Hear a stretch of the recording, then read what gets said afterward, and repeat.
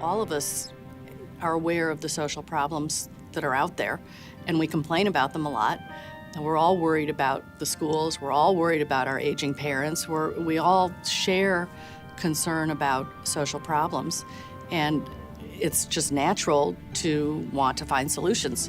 We're all trying to understand why women of African ancestry have an earlier form of breast cancer that's more lethal and virulent, and how that might contribute to the much higher rates of mortality from breast cancer among African American women in the United States. My current research examines errors in decision-making and child protection that sometimes lead to the deaths of children. At the time I began doing work looking at the circumstances of unwed fatherhood among African American fathers, it was still a developing field. My FAFSA finding is not going to make any breakthrough in theoretical research, but it's a finding that may shape hundreds of kids' access to college just this year. And what my job was as the researcher at SSA, what my job is at SSA, that would not be my job in other departments, was to get that finding out and fix that problem as quickly as possible. When people talk about social work, I think they have a very narrow view, usually, of what a social worker is. But social work, as researched and taught and practiced by SSA, is a much broader field that tries to have an impact, as I said before, at every level. And the city of Chicago is a fantastic laboratory for this kind of work because it does have the disparity that social work is geared to correct. By having strong partnerships with our cities, we do the best education work possible, we build the best policy partnerships possible, and we create solutions that will then be replicated everywhere. SSA is really training some of the best and brightest to become top-flight social workers, but they're doing a lot more. They're also training their students to become leaders. The students are very conscientious about what they're doing. They're constantly measuring their own progress. SSA has helped me tremendously to be able to ask the deeper question. What's the question behind the question? Or what is the underlying cause of a particular problem? I belong to a bigger community out there of SSA alum that really have a common bond and share to be agents of change. We have field sites all over the city of Chicago, and many, up to 50 on the south side of Chicago. So for us, our graduates are all over the south side. It's not us and them, it's us and us. I want people to think that SSA is the home for folks working on important educational problems in this city.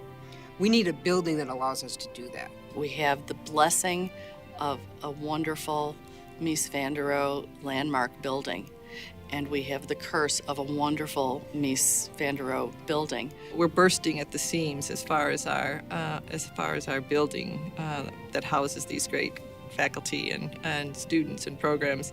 The way our classrooms are set up now sort of assumes a model that's very old, which is that everything that can be taught to students will be taught by one instructor who stands at the front and lectures. It's not just that we don't have the most recent wireless technology. We can't even wire that building because you can't drill through the concrete base. When Mies van der Rohe built that building, nobody ever tried to use PowerPoint in a classroom. Nobody ever tried to figure out how we use video clips in the classrooms. And so we do not have a building right now that allow us to teach with technology. So much of what we're doing is based on community service.